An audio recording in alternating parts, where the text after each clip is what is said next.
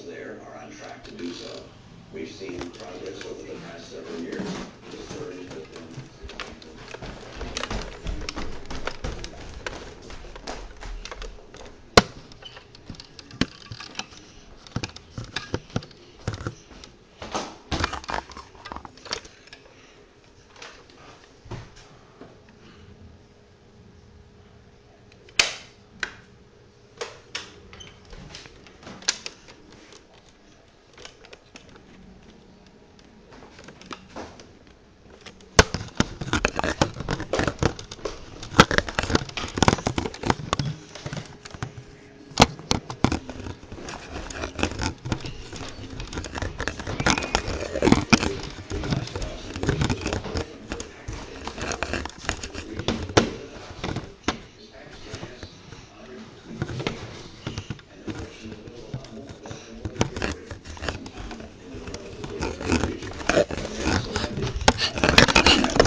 And the talent it existed within their country. And so a Pakistan that falls apart, becomes a failed state, would be of extraordinary danger to Afghanistan and to us.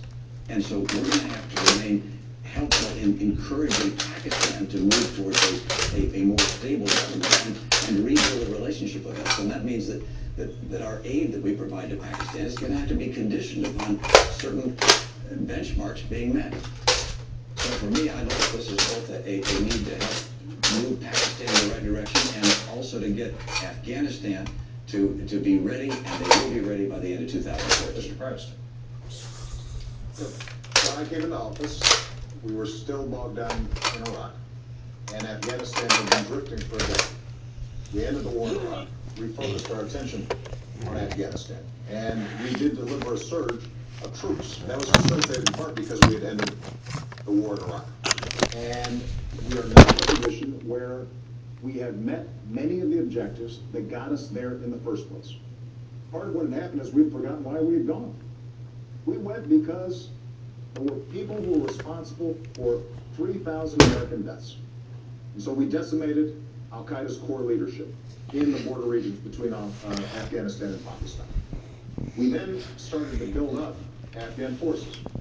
And we're now in a position where we can transition out, because there's no reason why Americans should die when Afghans are perfectly capable of defending their own country.